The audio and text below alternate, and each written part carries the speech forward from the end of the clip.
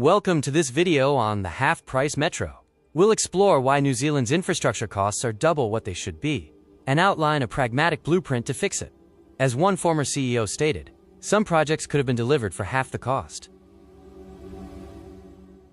New Zealand has taken a 30-year holiday from significant infrastructure investment since the 1990s.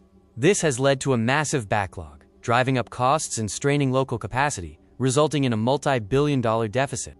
The absence of a continuous pipeline of large-scale projects, or missing megaprojects, drives top talent offshore. For instance, Australia has the $30 billion inland rail, while Auckland has 0 multi-billion-dollar projects. This disjointed pipeline causes a talent exodus.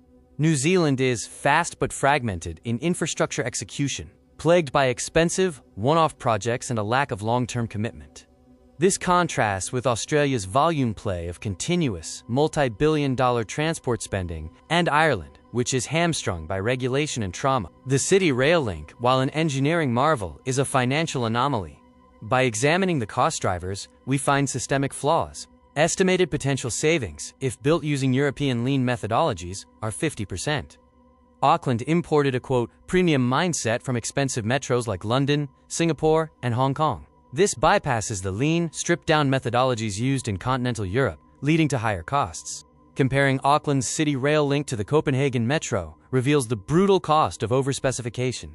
Auckland uses larger trains and stations and includes more escalators and public toilets. Copenhagen built a network of small, disciplined stations at a quarter of the cost. The future-proofing fallacy is building massive infrastructure for capacity, like 200-meter platforms, which doubles construction costs. The frequency fix of Europe uses smaller trains continuously on 60-meter platforms, reducing cost and arriving every 80 seconds. The Cathedral tax illustrates the long-term operational burden of gold plating. Replacing 12 complex escalators per station compared to Copenhagen's 2 compounds operating costs exponentially over the asset's lifespan, creating an OpEx sinkhole. The aesthetic choice limits affordability. Building the Cathedral, beautiful landmarks, means affording only one. Prioritizing the utility, industrial, functional infrastructure allows for a complete transport network, a necessity for a country with finite wealth. Blueprint Mandate 01 calls for brutal discipline by aggressively halting, gold plating, and stripping the scope of projects. Independent, lean-focused experts must challenge agencies on cost-cutting before funding is locked in, helping New Zealand survive its infrastructure deficit. New Zealand needs more Dunedin models, highly functional projects built at a fraction of the cost.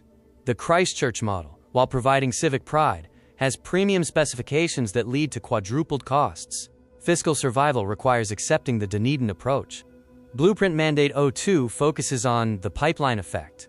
The one-off trap causes expertise to leave and requires starting from scratch. The committed pipeline retains talent, scales up industry, and drastically lowers costs by committing to multiple projects. The Second Harbour Crossing is the next test. Applying brutal discipline suggests a tunnel over a bridge. A tunnel is cheaper to bore, faster to execute, and causes minimal surface disruption, making it the most cost-effective path forward. Infrastructure is identity and an investment in the future wealth of the country. To stop slipping backward, New Zealand must shift its political mindset. We must move from building one-off cathedrals to building a continuous, committed pipeline.